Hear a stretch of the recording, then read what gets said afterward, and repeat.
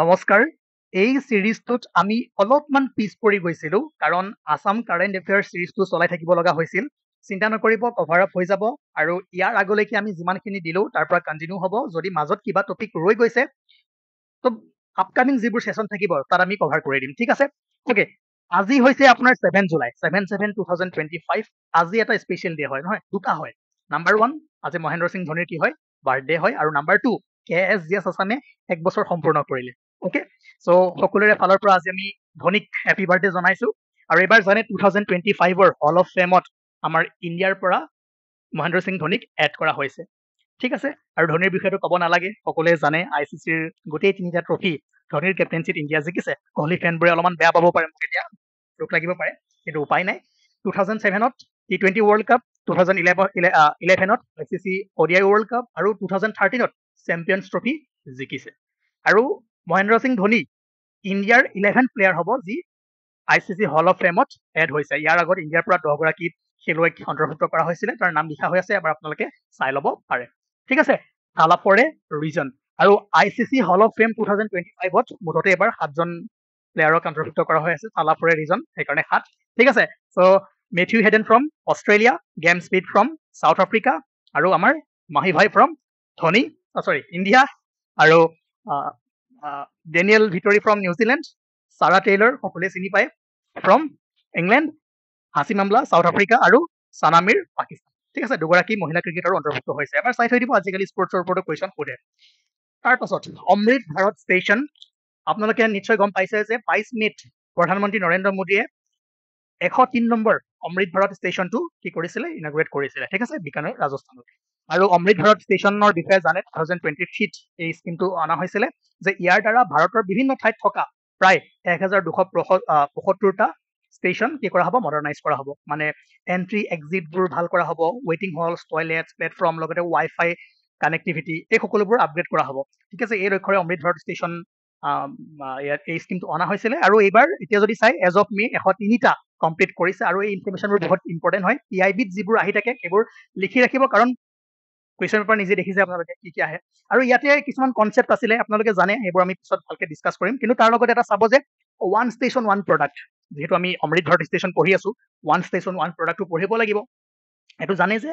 ধৰক এতিয়া মই গুৱাহাটীৰ ষ্টেচনত কি হ'ব আমাৰ যিবোৰ ধৰক থলুৱা সামগ্ৰী আছে ঠিক আছে আমাৰ হস্ততাঁত আছে এইবোৰৰ কাৰণে কি কৰা হ'ব বিপণীৰ কাৰণে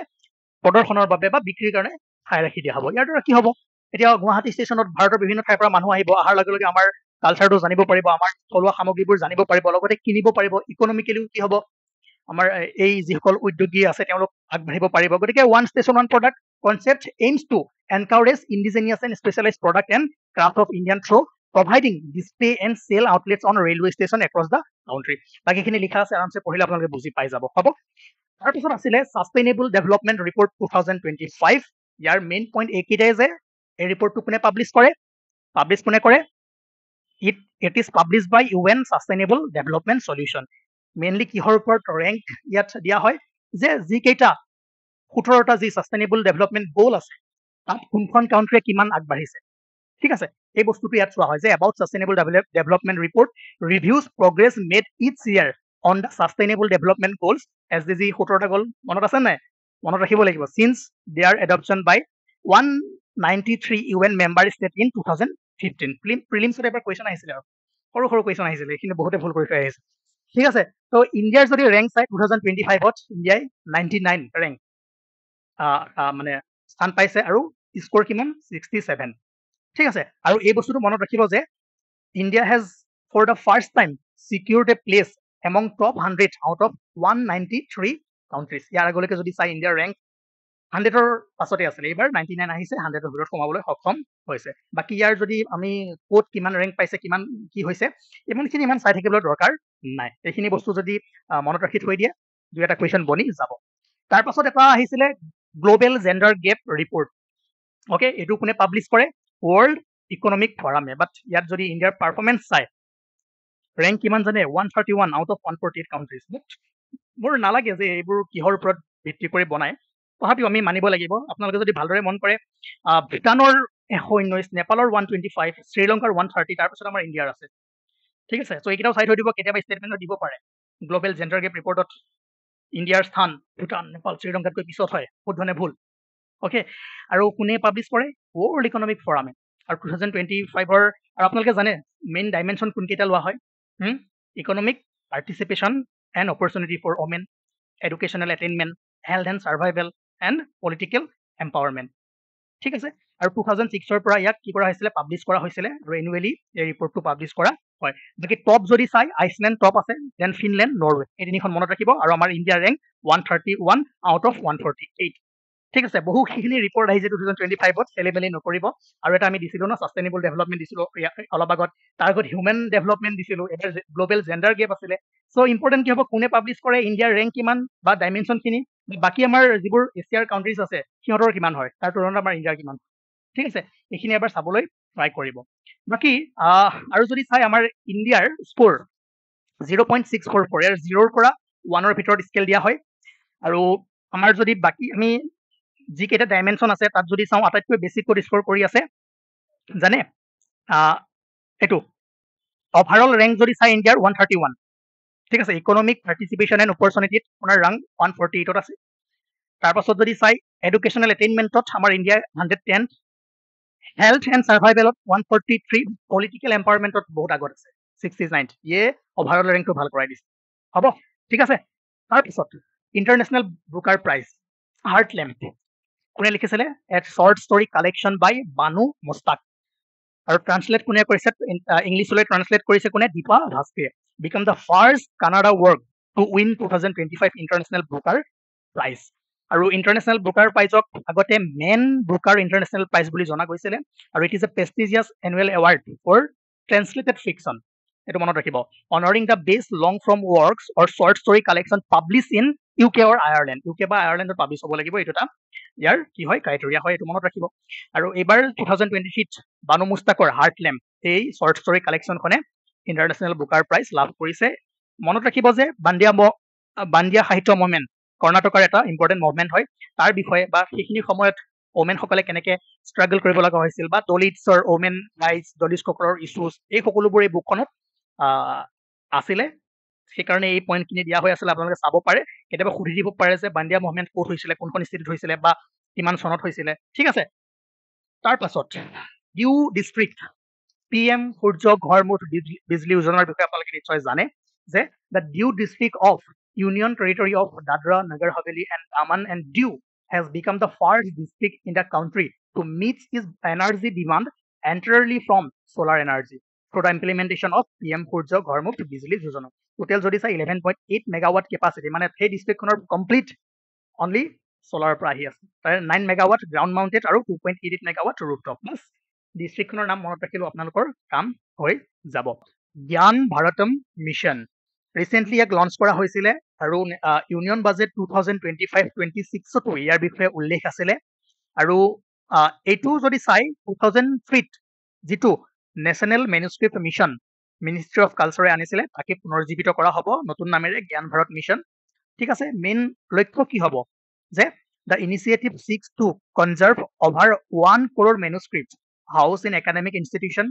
museum libraries and private collection ঠিক আছে ইয়াতে আপোনাৰ লিখা হৈ আছে survey documentation and conservation of manuscript to cover over 1 crore manuscripts আৰু লগতে এইটো মনত ৰাখিব যে National Digital Repository of Indian Knowledge System to be set up under Gyan Bharat mission ঠিক আছে আৰু মেনুস্ক্ৰিপ্ট হয় কি মেনুস্ক্ৰিপ্ট কি হয় যে a manuscript is a handwritten composition created on materials such as paper bark cloth metal or palm leaf and it must be at least 75 years old ঠিক আছে তো জ্ঞান ভাৰত মিছন আপোনালোকে নিশ্চয় বুজি পাইছে এই বস্তুখিনি যদি মনত ৰাখি আপোনালোকৰ হৈ যাব আৰু এটা কুৱেশ্যন মই দিছো প্ৰেক্টিছ কুৱেশ্যন এইটো সকলোৱে কৰক ঠিক আছে ইয়াৰ এনচাৰটো আপোনালোকে 1 বুলি ধৰি ইয়াৰ এনচাৰটো কৰিবলৈ ট্ৰাই কৰক তাৰপাছত এইটো এটা ইম্পৰ্টেণ্ট বস্তু হয় যে আৰাবলী গ্ৰীণ ৱাল প্ৰজেক্ট 5 জুন 2025ত প্ৰথম ফেজটো লঞ্চ কৰা হৈছে চাওক এইটো লিখাখিনি কি আছে বাদ দিয়ক বাট এটা বস্তু আপোনালোকে বুজিব লাগিব এখন হৈছে আৰাবলী হয়নে আৰাবলী ৱৰ্ল্ডৰ one of the oldest mountain range হয় ঠিক আছে এতিয়া আৰাবলীৰ যদি আপোনালোকে ৱেষ্টত চাই এখন কি ৰাজস্থান হয়নে এফালে কি আছে ডেজাৰ্ট আছে মৰুভূমি আছে আৰু এফালে কি আছে দিল্লী বা হাইলি পপুলেটেড ডেন্সলি পপুলেটেড এৰিয়াবোৰ আছে এতিয়া এই যিখন আৰাবলী ৰেঞ্জে নেচাৰেল ৱাল হিচাপে ইয়াত কাম কৰি আছিলে, ঠিক আছে, নেচাৰেল বেৰিয়াৰ। বিকজ এটা বস্তু মন কৰিব যে ইফালে আপোনাৰ কি আছে, মৰুভূমি আছে,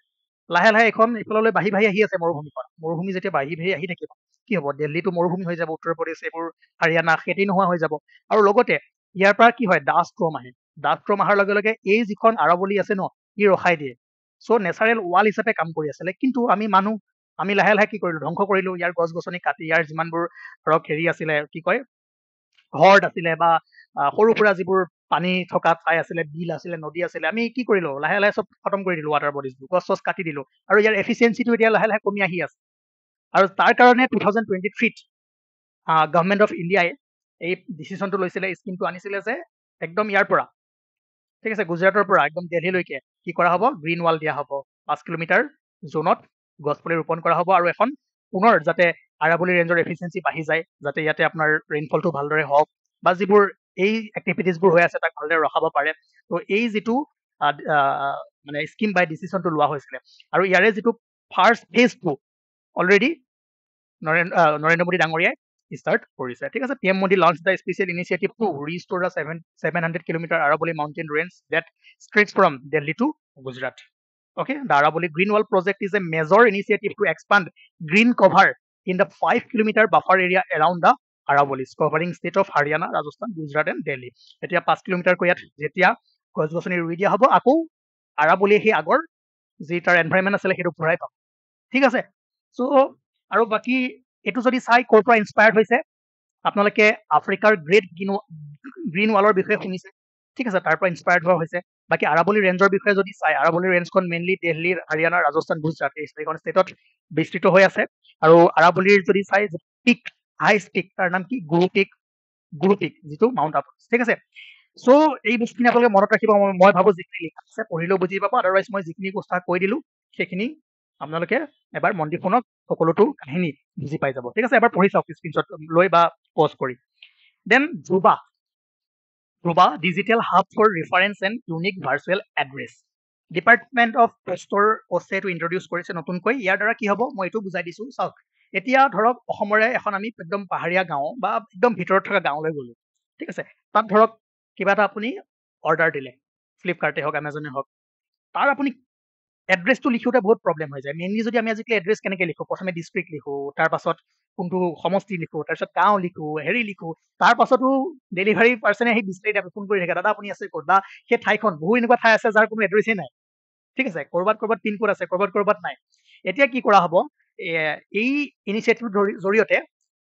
প্ৰত্যেকখন ঠাইত ইণ্ডিয়াৰ য'তেই আছে একদম ৰিম'ট এৰিয়াটো 4x4 মিটাৰ এৰিয়াটো কি কৰা হ'ব,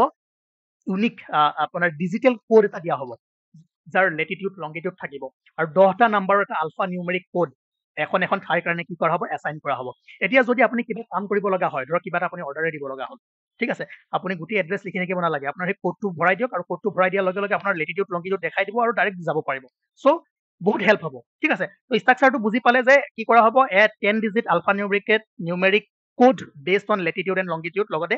develop using uniform 4x4 metre grids across the country. ইয়াৰ পৰা বহুত বেনিফিট হ'ব। মই ক'লোৱেই, মই অলৰেডি এটা এক্সাম্পল দিলোঁ, কমাৰ্চক লৈ এক্সাম্পল দিলোঁ। যদি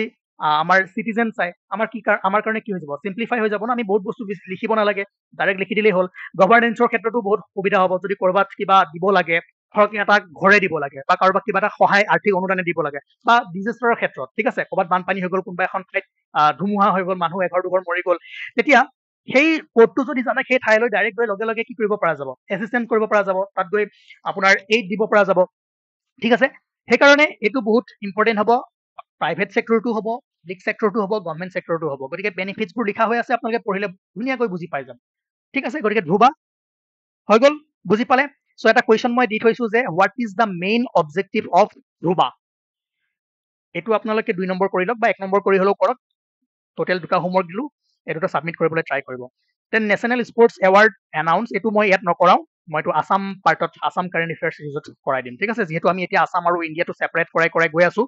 চ' এইটো যিহেতু আজিৰ হয়, ৰিচেণ্ট হয়, সেইকাৰণে মই আছামত কৰাবলৈ গৈ আছোঁ। এইখিনি অলপমান মে' আৰু জুন মিক্স হৈ আছে, ঠিক আছে। থেংক ইউ, নেক্সট আমি আকৌ লগ পাম।